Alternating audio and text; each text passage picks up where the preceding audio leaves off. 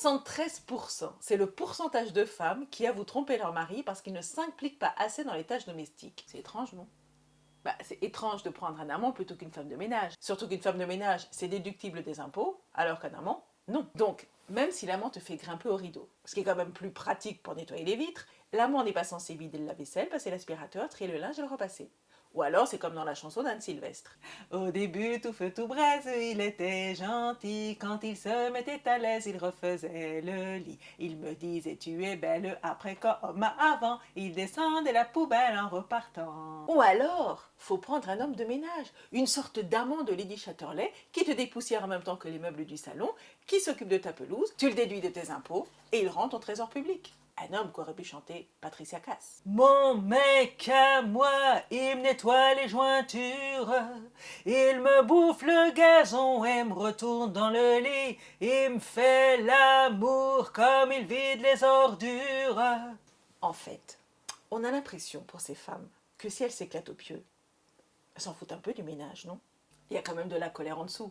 Ça sous-entend un peu, puisqu'au lit tu t'y prends comme un manche, prends au moins le manche à balai, sinon moi je m'en vais tripoter d'autres manches. Il y a un tunnel sous la Manche. Étienne, oh tiens-le bien. Ou laisse-moi tripoter des manches. Au choix. Et puis si ça se trouve, l'amant en question, chez lui il s'implique pas non plus dans les tâches domestiques.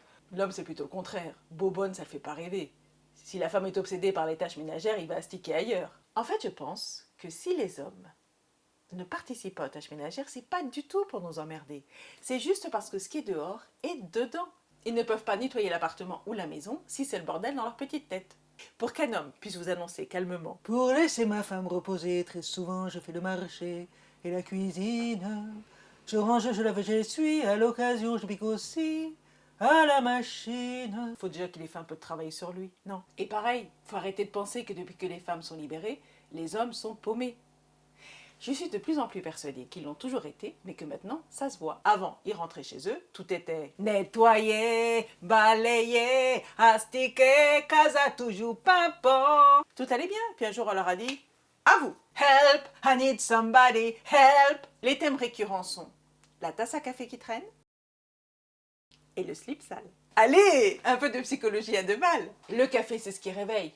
Donc, une tasse pas finie, c'est une partie d'eux qui est anesthésiée. Les chaussettes sales. Les chaussettes, c'est ce qui va sur les pieds. Les pieds, c'est ce qui nous fait avancer. Donc, c'est resté englué dans le passé. Et le slip, il contient les organes de reproduction. Donc, un slip sale. La peur de s'engager. En résumé, quitte à prendre un amant, coucher avec monsieur propre, vous avez une chance de voir la tornade blanche et d'avoir une maison qui brille. Chaque truc.